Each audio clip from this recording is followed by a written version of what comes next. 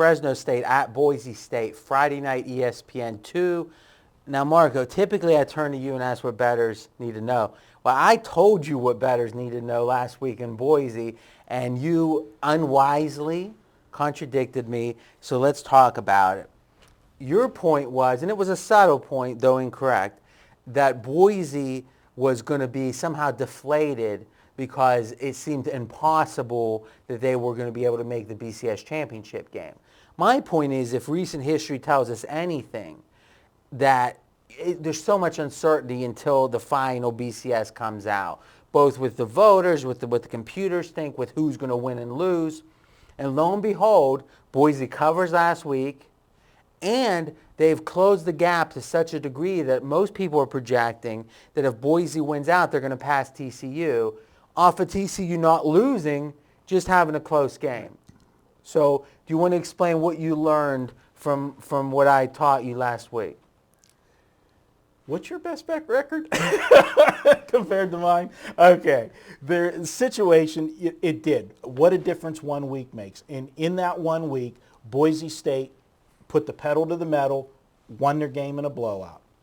TCU had a little bit of a hangover effect, and it's really bad the way they're getting penalized because they fell behind. They came out flat last week. They fell behind 14-0, and then they rattled off. But here's the question. Why is it any worse for them to be penalized for having a close game than it is for them to be to benefit from blowing out Utah?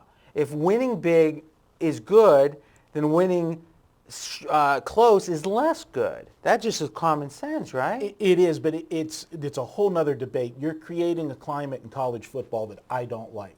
You're enticing coaches to run up scores. But as a bettor, you should like it. Maybe as a fan you shouldn't, because if you can divine the motivation of these teams, because to me I actually had I thought a powerful experience last week as a handicapper,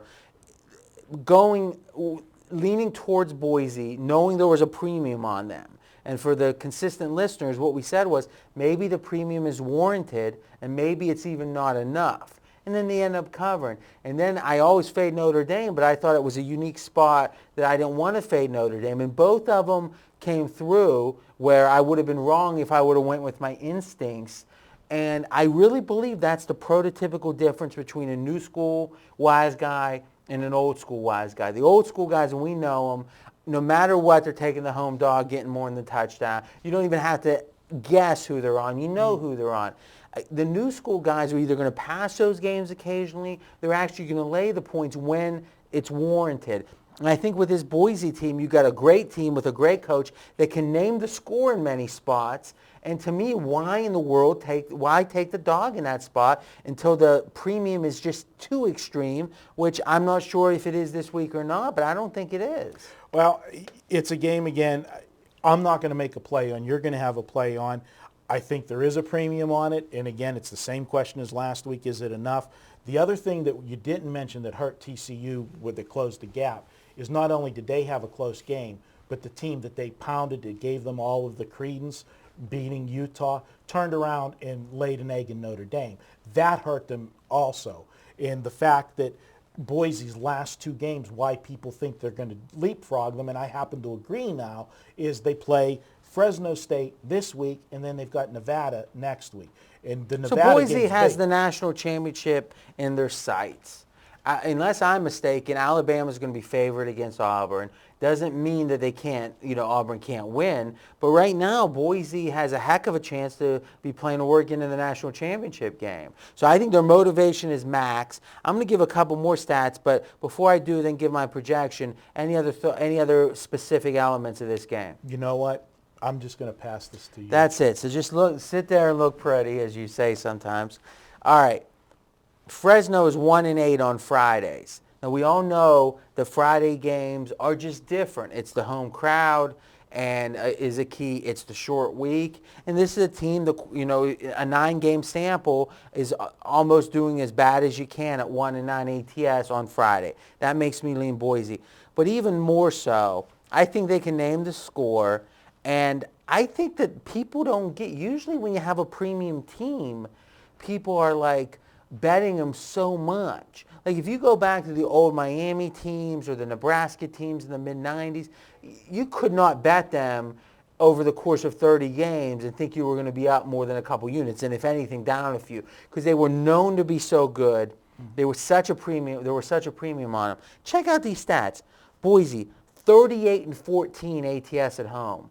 38-14, not 18-14, 38-14. 46-22 as a favorite. Okay. Now, actually, as I look at my notes, I may have those mixed up. So, as one, their 38-14 is either a favorite at home, and their 46-22 is either a favorite at home. But both are massive, and both are applicable here. And they're 34-15 in November. This is all ATS now, so they're finishing the year strong. They blow out teams when they're a favorite, and they play well at home. They have max motivation, and they can almost name the score. I don't like laying big points, but my official projection here is Boise to cover. I don't love this game, but I certainly don't want the points here. This is a game that I will not be playing. I will make one comment on the Fresno State stat that you said about them on Friday nights. And this is, again, when you look at just blanket stats, I can guarantee you, I don't have it in front of me, but I would bet $500 that if you look that up, Fresno State was a favorite in almost all of those 9 games that you talked about, because Fresno State has been a good team in the past and in recent years, and they would be that team that would be laying points on Friday night. Since you were a little thin on your content on this one, you can read my last point and everyone will be impressed. Fresno had more yards and more first downs last year. Did you know that? No, I just read it off your sheet there. Now it's your turn to continue the conversation in the comments section with Marco and me. And give Marco a tip or two about this game because his content was a little thin. But I got to tell you, that is the exception, and we'll be back. Now, we're going to go to Saturday's games. If you're listening on an audio podcast, that's going to be it for this one. Just go to your next podcast, and we're going to be looking at all the weekend stuff. And if you're doing videos, well, it's pregame.tv.